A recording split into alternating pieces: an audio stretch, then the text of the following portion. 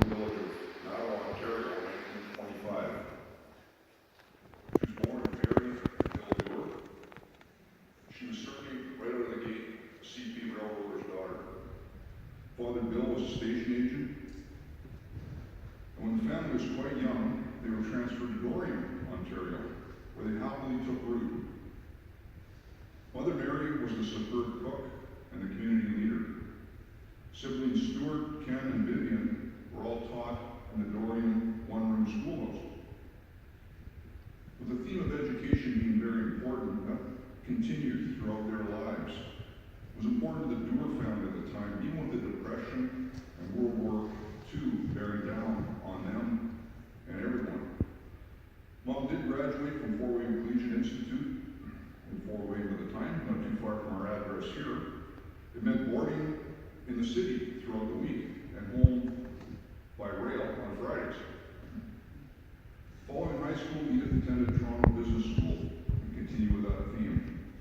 Interestingly, that same train came in handy when a burst appendix almost took Edith's life when she was a teenager. She was rushed to McKellar Hospital back in the day.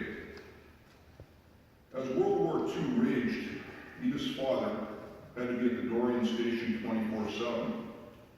If you can picture this, the steady flow of troop trains heading east for the war. Mom, at the age of 14, had a job that made her grow up in a hurry. By 1940, war telegrams started to come into the CP station and other points across Canada. Mom's unenviable job was to bicycle to the farmhouse address on the telegram and deliver the news that a son or father had been killed in action. She knew full well what she was delivering. It had to be heart-wrenching, to say the least, each and every time she pulled up to that farmhouse. But it was indicative of how difficult those war years were, even in this part of the world. Mom's career life included administrative work at Lake Shippers, Great Lakes Paper, Stanfield Accounting, and City of Thunder Bay. All were professionally and socially, I gotta mention that part with Edith, satisfying experiences that led to solid friendships. Many of them maintained right up until the time of her passing. Examples would be, I would call it the three amigos. Moira Bodak, Gwen McLeod, and Edith, they had a friendship going back over 70 years. The City Hall group, led by Laurie Keevy, formed another strong circle, and there were many others. Mom's work stint at Great Lakes Paper paid dividends, or you might say fringe benefits, in another way. Back in the day, there was a Forestry Association dance held at the Prince Arcade. Many of the single ladies employed at Great Lakes Paper were asked to attend as hostesses to welcome delegates to the event. Well, long story short, Mom just happened to meet Ken Mason, a newly minted Great Lakes Paper scaler, at the dance. From that union, we're here as a family, 3 generations forward. It's fitting that we are in this sanctuary today. Edith and Ken were married by Dr. Edmund Johnston in 1948. And a few years later, purchased what became the Mason family home, 226 Empire. My brother Jim, aka Jamie, back in the day, and I were raised in a loving, very loving family environment and a great neighborhood. Lots of kids, lots of sports, many lifelong friends were made, and such as next door neighbors, the future family. Those family members are here today, which is great. The 50s and 60s, I'm sure the kids' attention for sports, activities, you name it, including baseball, hockey, and kick the can. Remember that? Mom and Dad remained at 226 until 2008, when they realized that they didn't need stairs in their lives anymore. Their address changed to the Harborview Terrace condominiums. Dad passed in 2013, and Edith remained there until her illness.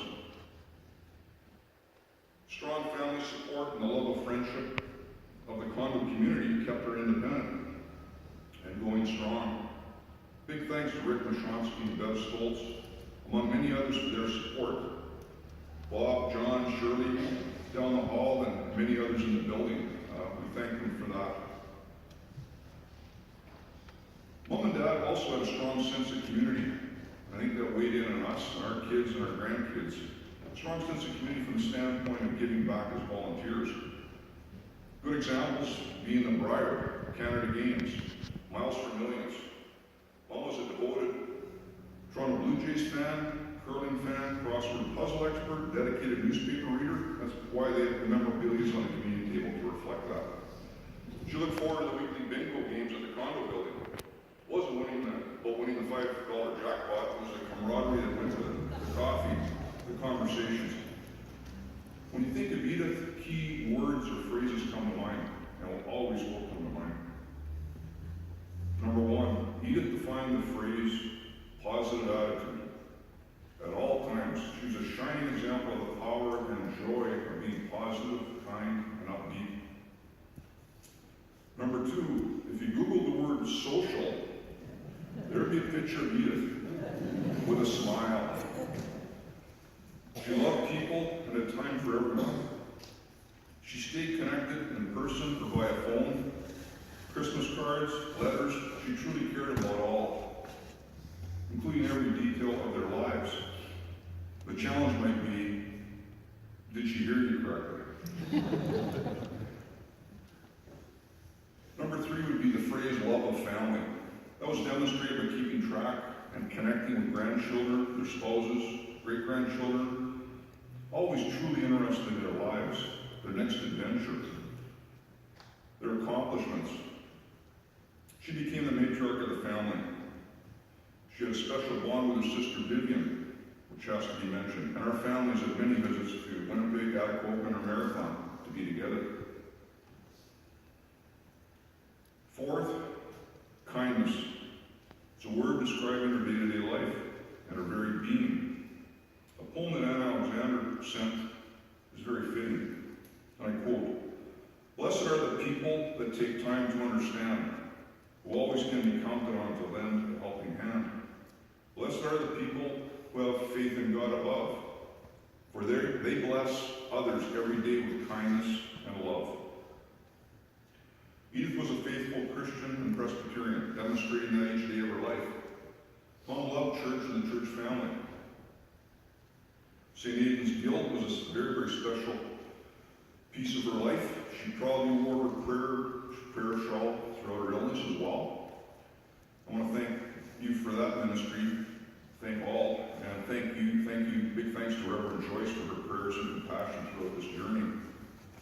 I want to leave you with a funny story. I don't think Edith thought it was funny at the time, but it is. I've got to frame this for you. Since we are in the summer period, one warm summer evening, approximately 2 years ago, Barbara and I had Edith over for a backyard barbecue. The main course was finished, and Barbara and I went into the house with the dishes, with a plan to return with dessert and tea.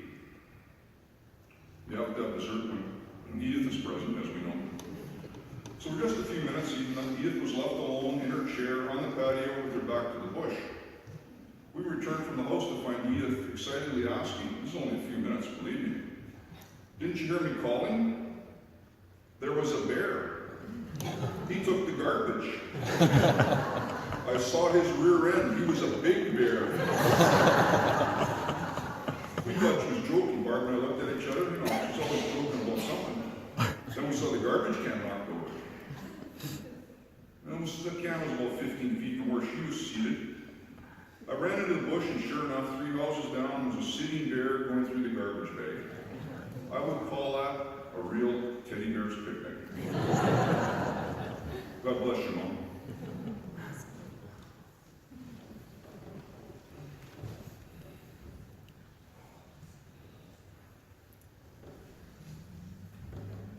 Thanks, John.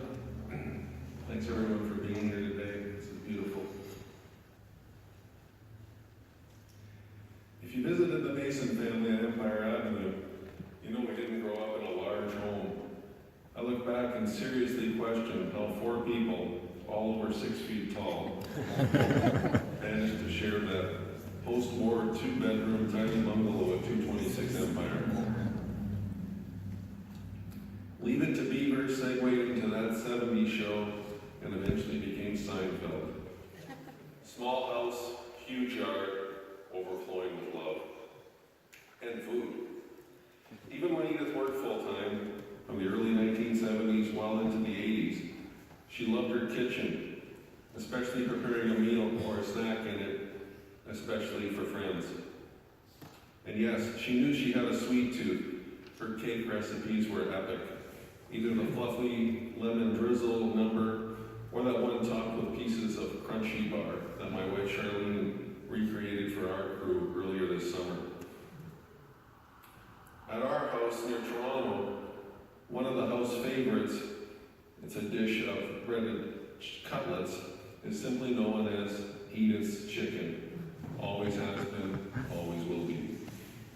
And if you popped in for a cocktail at 226 Empire, chances are you were served ramaki, a Polynesian hors d'oeuvre that features sweet bacon and crunchy water chestnuts.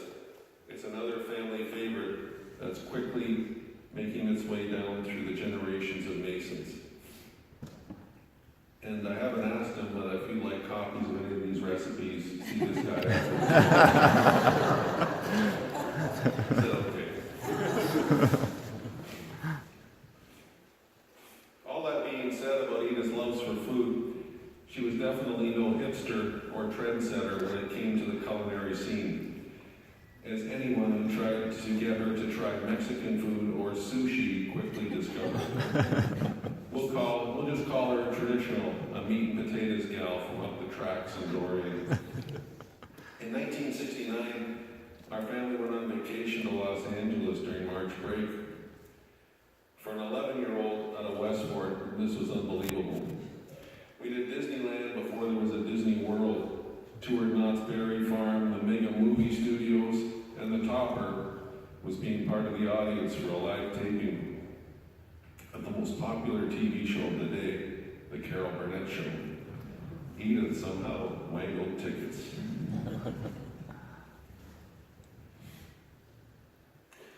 But our trip to Hollywood also included lunch on the world-famous Santa Monica Pier. I don't recall if it was burritos or tacos that were ordered, or what the end result was, but from that day forward, both Edith and Ken swore off Mexican food. Forever. As if it was prison food. The mere mention of the stuff drew a swift and near violent reaction from Edith. So much so that in more recent years, I would tell her we had weekend plans that included platters of Mexican food, just to get that reaction. Same with sushi. She had it stuck in her head that all sushi, every piece was 100% eel, and thus unfit for human consumption. The food gene came honestly through our grandmother, who John referenced earlier, Mary Dewar, later Mary Porter. I can still smell the chicken and dumplings wafting through my grandparents' home on John Street, which would become McKellar when Fort William and Port Arthur became Thunder Bay. Lord knows we could not survive with 2 John Streets. When she wasn't cooking, Mom's mom loved her big black and white television set in the front room. She really liked the Ed Sullivan Show and Bonanza, but her world stopped for All-Star Wrestling. There she was, perched on the edge of the sofa. Jerry White, her cousin's looking, nodding his head. He was there.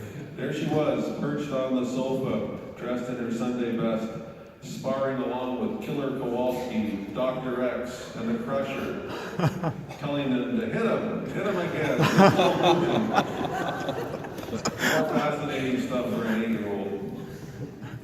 We visited Edith's folks often, and no car ride to Sunday dinner on McKellar or John was complete without passing the corner of Arthur and Franklin. You know it well. And Edith and Ken warning John and me, probably more John, that we better behave this time, or we'd be dropped off at the orphanage on the corner on the way home. They were kidding, I'm pretty sure.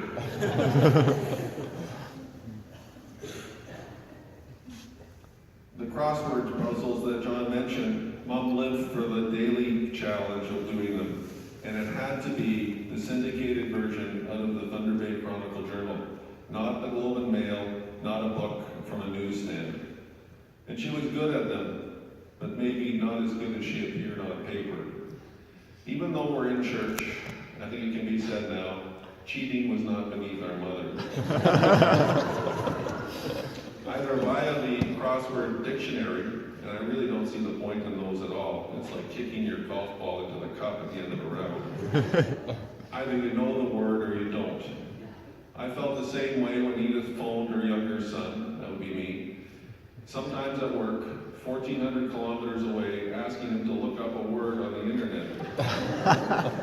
And suddenly I became the parent scolding a 90-year-old on the perils of cheating. Today's parenting experts, lecturers, and authors all tell moms and dads to vacation with their children. Edith and Ken Mason created that trend, I'm pretty sure. An annual holiday was always written on our kitchen calendar, from the Calgary Stampede 2 times, to a week camped out at the sprawling Curtis Hotel campus in downtown Minneapolis for a pile of Minnesota Twins games. Our dad loved his baseball. To time at the family cottage back in downtown Rossport, spring training in Florida, a camp rental at Shenandoah, or tooling around Lac de Molac for a few days in our little family boat that our dad named the EDM. There was always family time away together. Well, almost always. It was announced one year there would be no vacation from 226 Empire. The family budget had been blowing, gutting, and rebuilding the kitchen. Sadness set in. We were destined to spend our summer admiring the new cabinets, appliances, and shiny flooring. Until midsummer that year, when Edith suddenly came up with a plan. We could do the Twin Cities for a week, but it would be on a shoestring. And what a marvelous shoestring it was. Instead of a resort hotel with multiple swimming pools, we pitched our four-person tent on the shores of a lakeside campground in St. Paul. We, I should say, Mom, cooked our own meals. We still went to see the Twins play Major League Baseball games, and we met families from across the Midwest in the campground. For added entertainment, we toured the nearby Ham's Brewery, and the adults enjoyed the free samples at least once. I went sailing for the first time, and we got a taste of the Minnesota medical system, all thanks to my brother venturing out on a condemned wharf and slicing up his foot. It was one big family adventure that Chevy Chase would be proud of. Edith often talked about that vacation, right up until this year. It was truly memorable, like so many of them. If my memory is correct, we would have driven to Minneapolis in our 1966 Mercury Renault 500 white over maroon on that trip. And Edith probably did some of the driving. She prided herself on her driving ability right up until a couple of years ago. But 2 incidents marred an otherwise perfect record. 0 collisions, but 2 speeding tickets. One of which she owned, admitted being over the speed limit, paid her fine, her debt to society. The other, though, was all my fault. Apparently. It was 1957, and Edith was running late to a medical appointment when she lit up a radar gun of some City of Fort William copper who was set up at Kingsway and McGregor. She even told the officer it was my fault. For I, as a 4-month-old, failed to cooperate as Mom tried to get ready to leave that day. Thus she was late. Thus she was speeding. The cop would have none of it. No discount on the ticket, full fare. And I heard about it regularly for the next 60 years.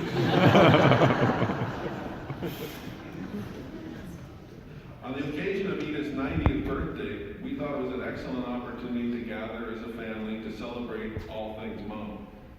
My brother and his sons, Andy and Mike, and their friends were making plans for their annual spring fishing trip to the wilds of northwestern Ontario. We could tack the dinner on the front end of their walleye weekend. Edith agreed to the plan, quote, but only 16 people. That's all, 16. She kept insisting every time we spoke, 16, no more. We don't want a big deal out of this. She wanted the event held in the small dining room at the Prince Arthur where our parents met. Maximum capacity there, 16. Well, somehow the guest list grew and doubled again after that. What blossomed was a beautiful evening with Mom surrounded by all her family and so many friends in a big ballroom at the Victoria Inn with performances by a barbershop quartet and a choir of Edith's grandkids, spouses, and great-grandkids, doing a spirited version of Tom Jones's classic She's a Lady, rewritten as She's Our Grandma. 16 became 126, and Edith loved every minute of it. She so cherished the signed photograph of family taken that evening with her. Mom and I spoke on the phone almost every night at 8 p.m., usually to recap how the Blue Jays or Raptors were doing, or not doing, or discuss that evening's episodes of Jeopardy and Who Wants to Be a Millionaire. She wanted to know what the grandchildren were up to and how our dog Misty was doing. She'd tell me about our visitors of the day, likely John and Barb, her personal care workers, and her many friends in the condominium near Confederation College. I miss those calls dearly already. In closing, thanks to all of you for everything over the years, for the kind words, the cards, the visits, for being here today and hopefully this afternoon at the Victoria Inn. In short, for just being friends. Going forward in the spirit of Edith, make that phone call to a friend. Mail that thank you note or get well card.